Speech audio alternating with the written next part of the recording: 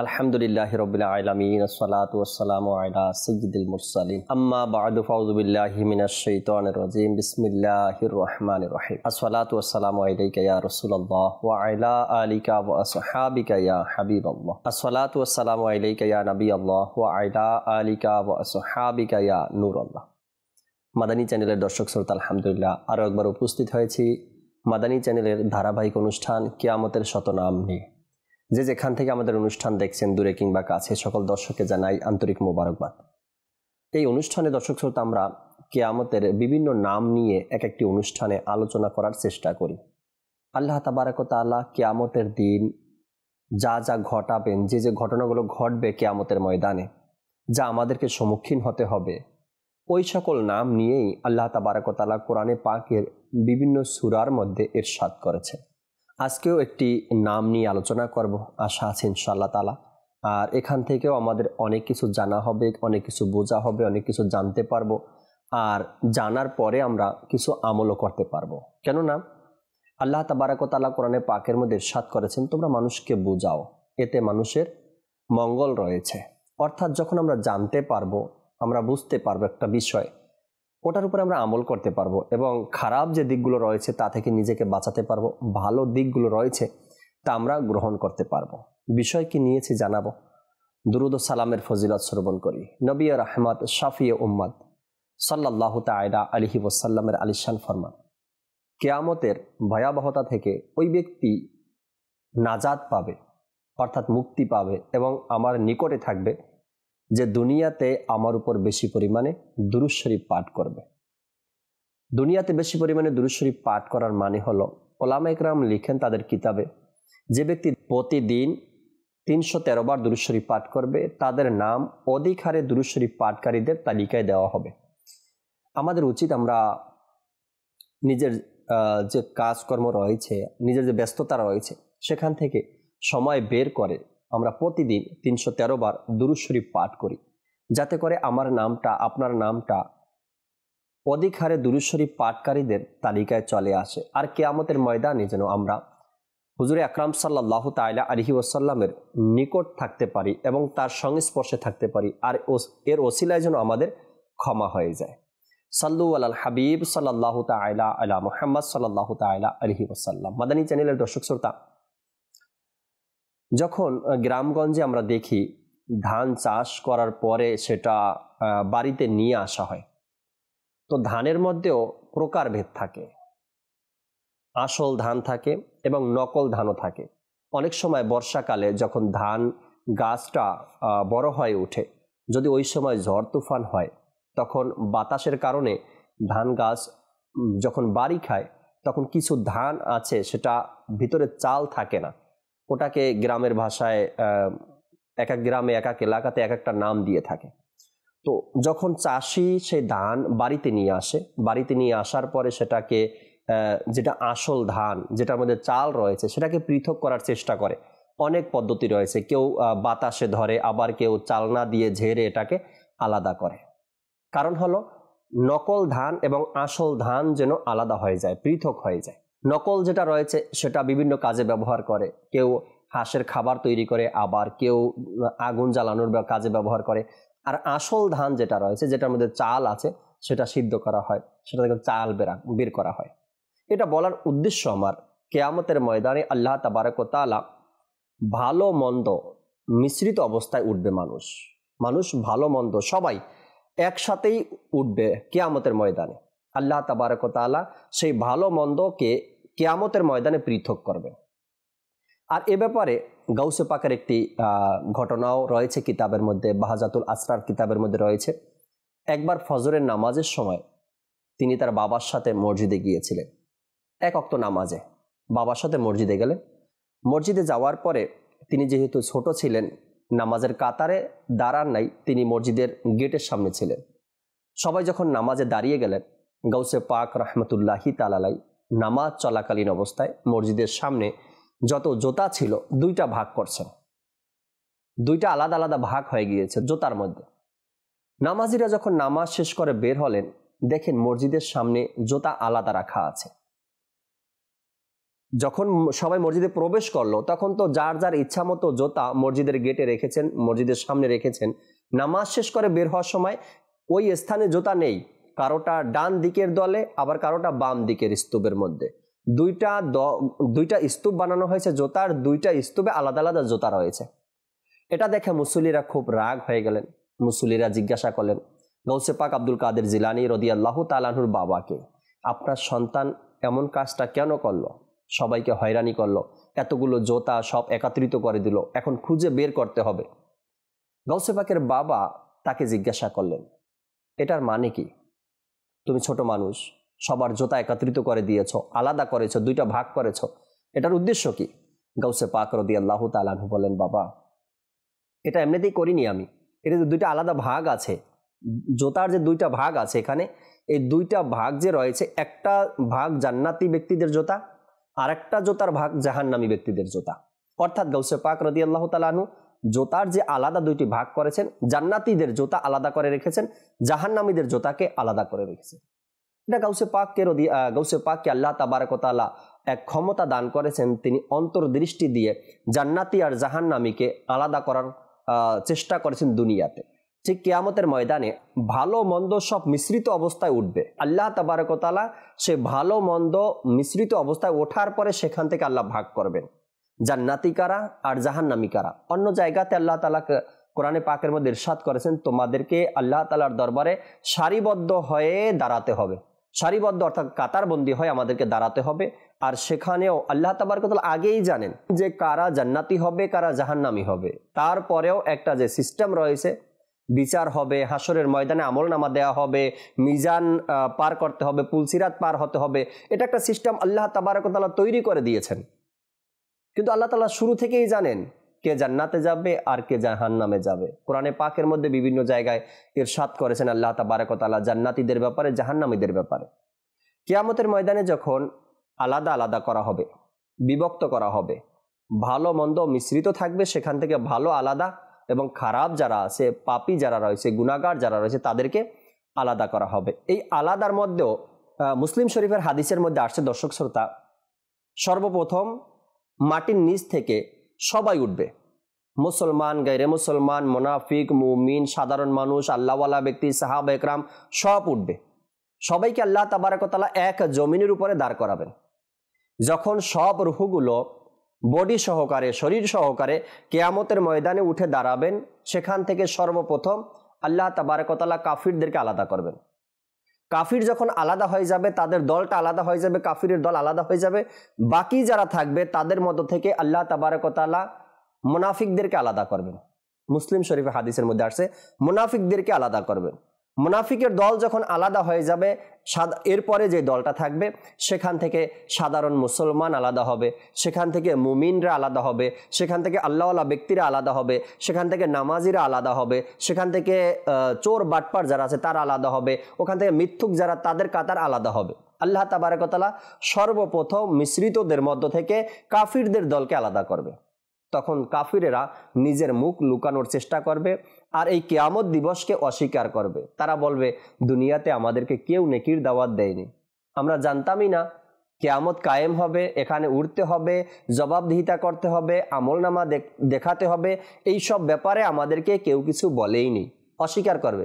কিন্তু আল্লাহ তাবারক ওয়া তাআলা এ ব্যাপারেও কোরআনে পাকের মধ্যে ইরশাদ করেছেন, কিয়ামতের ময়দানে ওই সকল ব্যক্তিরা অস্বীকার করবে যে আমাদেরকে এ সম্পর্কে জানানো হয়নি। অথচ আজ ঘরে ঘরে কিয়ামত সম্পর্কে আলোচনা, আজ ঘরে ঘরে কিয়ামতের ব্যাপারে জানানো হচ্ছে, তারপরেও তারা অস্বীকার করবে। কাফিরের দল যখন আলাদা হয়ে যাবে, মুনাফিকের দল আলাদা হয়ে যাবে, দলে দলে যখন সেই মিশ্রিত সকল মানুষের মধ্য থেকে আল্লাহ তাবারক ওয়া তাআলা সবাইকে আলাদা আলাদা দলে বিভক্ত করে দাঁড় করিয়ে দিবেন, আল্লাহ তাবারক ওয়া তাআলা হাসরের ময়দানে বিচার শুরু করবেন। এখানে আলাদা হওয়ার যে বিষয়গুলো রয়েছে দর্শক শ্রোতা, আমরা অনেক সময় অনেকভাবে অনেক কিছু দিয়ে পরীক্ষা করার চেষ্টা করি বা জানার চেষ্টা করি কিয়ামতের ময়দানে কিভাবে সম্ভব হবে হাজার হাজার নয় লক্ষ লক্ষ নবীর উম্মাতদেরকে আল্লাহ তাবারক ওয়া তাআলা জমা করবেন, সবাই উঠে আসবে এবং সেখানে মিশ্রিত ব্যক্তিদের মধ্য থেকে আলাদা দল হয়ে যাবে।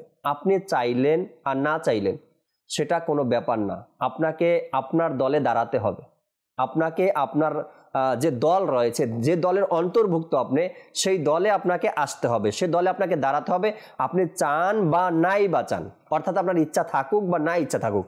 আপনি মিশ্রিত দলের মধ্যে দাঁড়িয়ে আছেন, সবাই একত্রিত অবস্থায়, কাফির, মুনাফিক, মুসলমান, সাধারণ মুমিন, আল্লাহওয়ালা ব্যক্তিরা সব এক জামাতে দাঁড়িয়ে আছে। এখন আপনি মনে মনে ভাববেন যে আমাকে তো আর কেউ দেখেনি, আমি পৃথিবীতে কি করছি কেউ তো জানে না, আমি লুকিয়ে থাকি। যত চেষ্টা করেন সেখানে লুকানোর কোনো জায়গা পাবেন না, না গাড়ি থাকবে, না দালান থাকবে, না পাহাড় পর্বত থাকবে যে আপনি একটু লুকাবেন, সাইড হয়ে যাবেন। এটা কখনোই সম্ভব নয়, আপনি সেখানে পালাতে পারবেন না। বনি ইসরাইলের জমানায় বৃষ্টি বন্ধ হয়ে গিয়েছে, কোনো বৃষ্টি হচ্ছে না। তখন বনি ইসরাইলের উম্মতরা তাদের নবীর কাছে গেল, গিয়ে বলল, হে আল্লাহ নবী, আপনি দোয়া করুন আল্লাহ তাআলার দরবারে যেন বৃষ্টি হয়। আল্লাহ তাআলার নবী সকল উম্মাদদেরকে নিয়ে, তার অনুসারী যারা ছিল তাদেরকে নিয়ে এক মরুভূমিতে চলে গেলেন। মরুভূমিতে গিয়ে সেখানে আল্লাহ তাআলার দরবারে দোয়া করতে লাগলেন, আল্লাহ এই অনাবৃষ্টি দূর করে দাও, আল্লাহ বৃষ্টির প্রয়োজন, ফসল হচ্ছে না, মানুষ না খেয়ে আছে, অভাবে পড়ে গেছে, আল্লাহ বৃষ্টির ব্যবস্থা করে দাও। অদৃশ্য থেকে আওয়াজ আসলো, তোমরা যারা এখানে উপস্থিত আছো তোমাদের মধ্য থেকে একজন ব্যক্তি এমন গুনাহগার আছে, সে খুবই গুনাহগার, নাফরমান বান্দা, সে যদি এখান থেকে বেরিয়ে যায় তবে আমি তোমাদের দোয়া কবুল করে নিব এবং বৃষ্টি বর্ষণ শুরু হয়ে যাবে। যখন এই ওহী নাজিল হলো, অদৃশ্য থেকে আওয়াজ আসলো, সবাই শুনতে পেল, সবাই শুনেছে এই কথা। তখন একে অপরের দিকে তাকানো শুরু করে দিল, কে বের হয়ে যাবে, কে এমন গুনাহগার ব্যক্তি, কে নাফরমান ব্যক্তি, কে বের হয়ে যাবে এখান থেকে।